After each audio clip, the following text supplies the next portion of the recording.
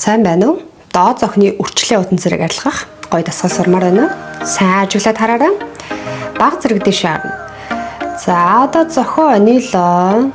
Ониж явахдаа доо зох чичирж байгааг мэдэрнэ. Тэгээд сууллаа. Ахаад онилоо. Сууллаа.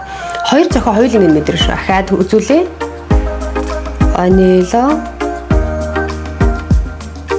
Сууллаа. За одоо хурууныхаа өндгийг нүднийхээ доотлон ясан дээрээ байршуулаад баг зэрэг дээшээ харлаа. Онилоо. Сууллаа. Хурууны өндгөнд орж чичирж дээшээлж хөдөлж байгааг мэдрээ. Онилоо. Сууллаа. Яг ингээд 20 удаа хийгээд хамгийн сүүлийн тоон дээр нь 10 секунд барина. 20-оор 10 гэсэн. Өдөрт 3 удаа давтаараа таны доод зөх чангалж нүдний үрчлээ